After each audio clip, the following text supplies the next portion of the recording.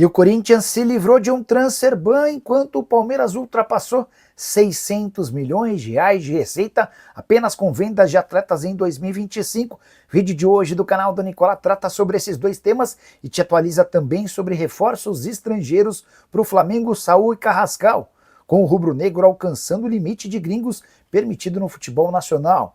Quero falar também se Puma Rodrigues pode virar reforço do São Paulo. Quero trazer uma comparação entre os salários de Leonardo Jardim do Cruzeiro e Abel Ferreira no Palmeiras. Já o Galo prometeu aporte de 600 milhões de reais, recado endereçado a um empresário com quem o Atlético conversou nos últimos dias. Isso sem falar nas últimas do mercado, bastidores, finanças e muito mais.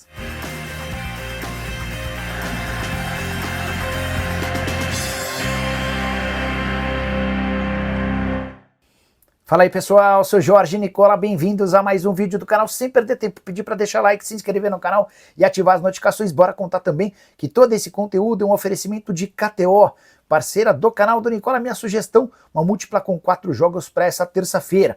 Preciso da vitória do Copenhagen por pelo menos 2 gols de diferença. Preciso da vitória do Lech Poznan, também em competição europeia, para completar de uma vitória do Brasil por 2 ou mais gols de diferença na Copa América de Futebol Feminino, na Euro Feminina, da vitória da Inglaterra contra a Itália. Se esses 4 resultados acontecerem, meus 50 reais se transformam em 161 reais, uma odd de R$ 3,22, só apostando nos muito favoritos. Estou bem otimista com essa sugestão. Para participar na KTO é bem simples, link no comentário fixo, clica, faz seu cadastro, preenche todos os dados, depois é só procurar por esses resultados. Importante lembrar que você precisa ter pelo menos 18 anos de idade e jogar sempre com responsabilidade. Combinado? Bora começar nosso vídeo com aquele tradicional giro de notícias e a primeira informação é sobre a Portuguesa, que promete para as 2 da tarde dessa terça-feira uma grande novidade. Tentei descobrir do que se tratava, não consegui e também estou super curioso para saber do que se trata. Já Moreira, lateral que pertence ao São Paulo e está emprestado ao Porto, foi convocado para participar da pré-temporada do time principal. Expectativa no São Paulo é de que ele performe bem agora no time de cima para poder ser comprado, lateral que havia ficado de fora, por exemplo, da Copa do Mundo de Clubes.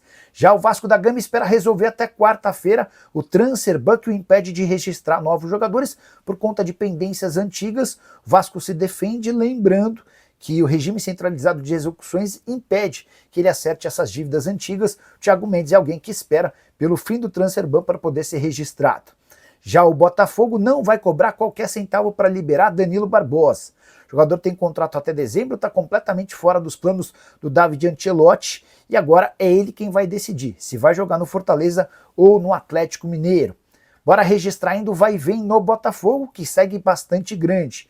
Patrick de Paulo está indo por empréstimo para o Estoril. Dessa maneira já são 7 saídas na metade desse ano, as mais importantes. Igor Jesus, Jair e Gregory contra as 7 chegadas de Danilo, Caio, Fernando, Montoro, Joaquim Correia, Jordan Barreira, Arthur Cabral e Lor. Para completar o giro de notícias, contar sobre a mensagem de despedida do John Kennedy, do Arias, em relação ao Fluminense. O colombiano, que virou reforço do Wolverhampton, escreveu em suas redes sociais: não é um adeus, mas um até breve. Já o Grêmio confirmou a renovação de contrato de Bright White, extensão de 1 ano e meio, terminando agora em dezembro de 2027, e encaminhou a contratação de Fabian Balbuena, paraguaio que estava livre no mercado. A saideira do giro de notícias: se você se animou com a possibilidade de o Lucas Veríssimo virar reforço do seu time depois de sair do Al-Duhail, saiba que ele vai continuar no Qatar. O Al-Duhail emprestou o ex-zagueiro do Corinthians para outra equipe local chamada Al-Wakra. Quero te atualizar agora sobre o Clube Atlético Mineiro.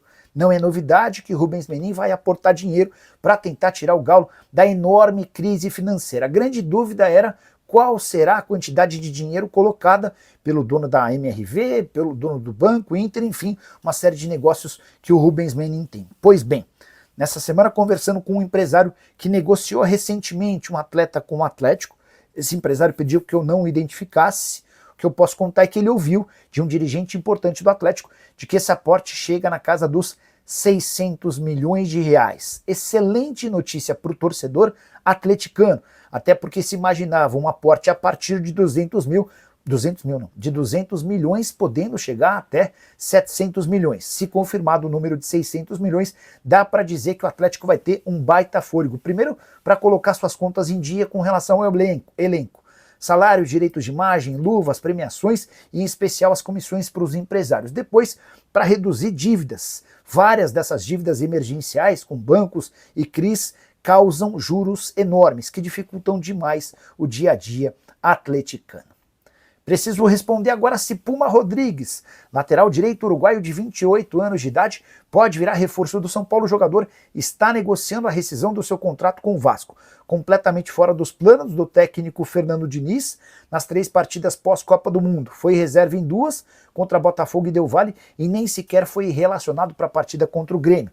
Tem contrato até dezembro, precisa jogar para voltar a ser convocado para a seleção uruguaia. Até por isso, o Vasco e o Puma tentam chegar a um acordo.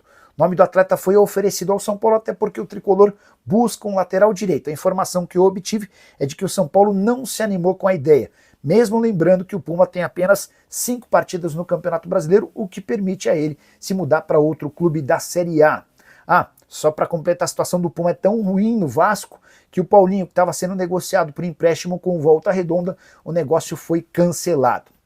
Saideira sobre o São Paulo, importante lembrar você e também os dirigentes do Tricolor, que o São Paulo hoje já conta com 9 estrangeiros. O limite é justamente de 9 por partida, embora um só volte em 2026. Eu me refiro a Jonathan Calleri. Quero te contar agora uma comparação entre Leonardo Jardim e Abel Ferreira. Os 2 técnicos portugueses que fazem mais sucesso no futebol brasileiro nesse momento estão separados por uma grande quantia financeira. É que o Abel Ferreira ganha 3 milhões de reais por mês de salário no Verdão, enquanto o recém-contratado Leonardo Jardim, com muito menos tempo de casa, ganha 1,5 milhão de reais por mês no Cruzeiro. Importante registrar que quando o Abel é contratado pelo Palmeiras, ele tinha um currículo bem pequeno, com passagens por Sporting, categorias de base, Braga e PAOK, enquanto o Leonardo Jardim, com um currículo bem melhor e maior, passagens por clubes grandes do futebol europeu e ganhando muito dinheiro no Oriente Médio em seus últimos trabalhos. Leonardo Jardim aceitou a condição de 1,5 milhão de reais por mês, apenas para ele. O Abel Ferreira hoje tem 3 milhões de reais por mês, apenas para ele. O restante das comissões técnicas não entram nessa conta. E o Abel, inclusive, já tem proposta para renovar seu contrato com o Palmeiras com um reajuste de 25%, que faria com que ele saltasse para 3 milhões e 700 mil reais mês. Já sobre o Leonardo Jardim, 26 jogos, 13 vitórias, 7 empates e 6 derrotas, liderança absoluta do Campeonato Brasileiro e muito moral interno. Pedro Júnior, que é o homem forte do futebol, e o Pedro Lourenço, dono da SAF cruzeirense, estão completamente felizes com o trabalho, a ponto de darem ao treinador total autonomia para atuar até como uma espécie de manager. A saideira sobre o Cruzeiro, Raposa precisaria pagar 1 milhão de reais de multa ao Corinthians para a escalação do Fagner no jogo contra o Corinthians nessa quarta-feira. Informação que eu tenho é de que o William será titular e o Fagner não será utilizado. Hora de falar sobre o Flamengo, que pode atingir o limite de estrangeiros se 2 dos reforços pretendidos forem de fato confirmados nos próximos dias. O espanhol Saúl e o colombiano Carrascal estão perto de virarem reforços do Fla. Dessa maneira, o rubro-negro chegaria a 9 gringos em seu elenco. Esse é o limite máximo permitido para cada partida disputada no futebol brasileiro. Nesse momento são 7. O goleiro Rossi, o lateral direito Varela, o lateral esquerdo Vinha, os meio-campistas Pulgar, De La Cruz e Arrascaeta, além do atacante Platá. Importante lembrar que o Flamengo também tem em seu elenco principal o Shola, que é nigeriano, mas esse atleta tem sido muito mais utilizado no sub-20 do que no profissional, até por isso não estou colocando na conta. 7 reforços, mais 2, caso contratados, o Saúl e o Carrascal, e o Flamengo chegaria a 9. Precisamos tomar cuidado com eventuais novos reforços, e aí a curiosidade é que desses 7 estrangeiros que já estão no elenco, somente o Vinha não tem papel de protagonista ou de titular.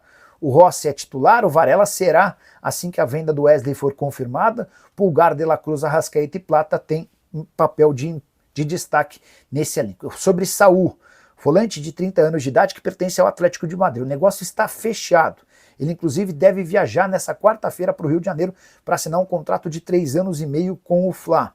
Negociação que tem tudo a ver com o Felipe Luiz, Felipe Luiz e Saúl trabalharam por 4 anos juntos no Atlético de Madrid e foi o Felipe quem o convenceu a topar esse negócio. Saúl estava de saída do Atlético de Madrid, rescisão de contrato de forma amigável, ia se mudar para o Trabzonspor da Turquia, mas foi cooptado, se empolgou com esse projeto rubro-negro. Sob Carrascal, Flamengo e Dinamo tentam acertar os últimos detalhes e pendências burocráticas, e se tudo correr bem, Carrascal deve embarcar até quinta-feira rumo à cidade maravilhosa. E o Palmeiras ultrapassou a marca de 600 milhões de reais com vendas de atletas apenas em 2025. Só para você entender a grandeza desse número, é importante contar que o Palmeiras, da temporada 2020, somando todas as fontes de arrecadação, não foi capaz de faturar tanto dinheiro. 13 times da Série A do Brasileiro do ano passado também ficaram com receita total inferior ao que o Palmeiras faturou apenas com vendas de atletas em meia temporada. E o principal vem agora, foram apenas 3 negócios. Do Estevão, 262 milhões de reais, do Vitor Reis, 219 milhões de reais e do Richard Rios, 136 milhões de reais. E eu me refiro apenas aos valores fixos destinados ao Palmeiras. O Vitor Reis foi a primeira grande venda, 219 milhões, junto ao Manchester City. O Verdão era dono de 100% dos direitos econômicos. Já o Estevão foi vendido para o Chelsea por 262 milhões de reais fixos, tem mais 96 milhões de reais em bônus. Richard Rios foi negociado com o Benfica por 194 milhões, com o Palmeiras ficando com 136 milhões de reais. Os 13 clubes da Série A do ano passado que faturaram menos do que o Palmeiras em relação a esses 617 milhões. Atlético Paranaense, Internacional, Grêmio, Vasco, Santos, Red Bull Bragantino, Cruzeiro, Bahia, Fortaleza, Cuiabá, Vitória, Ceará e Atlético Goianiense. Só para completar, o Palmeiras havia projetado para 2025 uma arrecadação com vendas de atletas de 301 milhões. Esse número já foi mais do que dobrado. Recorde de vendas da história do Palmeiras. Esse recorde pertenceu ao ano passado com 440 milhões de reais de venda. Só para arrematar, dá para cravar que essa temporada será histórica para o Verdão em relação a faturamento, somando todas as fontes de receita e ultrapassando até com alguma facilidade o 1 bilhão e 200 milhões da temporada passada. Hora de falar sobre o Corinthians, que se livrou do temido transfer ban, aquela punição que impede os clubes de registrarem atletas. Timão, se tivesse essa pena imposta contra si, precisaria ficar 6 meses sem registrar jogadores. É que terminou nessa segunda-feira o prazo para o pagamento da primeira de 24 parcelas de um grande acordo com a Câmara Nacional de Resolução de Disputas. O maior credor desse grande acordo é o Cuiabá, que tem 18 milhões de reais para receber ao longo de 6 anos. O Corinthians até chegou a tropicar, pagando apenas 150 mil dos 783 mil que tinha como pagamento nessa segunda-feira. No final do dia, houve o restante do pagamento desse dinheiro e o Corinthians se entende completamente livre do risco de punição via transfer ban. Acordo com a Câmara Nacional de Resolução de Disputas homologado em abril e prevê o pagamento de 76 milhões de reais para diversos credores diferentes ao longo de 6 anos. Esses pagamentos são feitos a cada 3 meses. Só para completar o noticiário alvinegro, a situação de Dorival Júnior segue delicada. Não deve ser demitido depois da partida contra o Cruzeiro, ainda que o Timão perca na Neoquímica Arena. O Fabinho Soldado é um dos seus defensores. Há uma parte da diretoria que entende que ele precisa ficar pelo menos até os jogos contra o Palmeiras válidos pelas oitavas de final da Copa do Brasil. Mas, se perder para o Verdão, aí certamente rua. Em relação a Memphis Depay, o Timão discute internamente se não vale a pena chamar o holandês para uma discussão para rescisão do contrato. E aí, Memphis, você toparia rescindir o contrato de forma unilateral, sem que ninguém tenha de pagar multa? Essa definição deve acontecer nos próximos dias e se houver uma maioria de votos dentro da diretoria, esse assunto vai ser tratado diretamente com o Memphis. Enquanto isso, o Corinthians torce para que pintem propostas do exterior vindas pelo Memphis. O Corinthians adoraria aceitar qualquer oferta, ainda que nem conseguisse muito dinheiro com a saída do holandês. Se você concorda com essa situação, como é que você vê esse caso? Não esquece de deixar like, de se inscrever no canal. A gente se encontra assim que surgir notícia.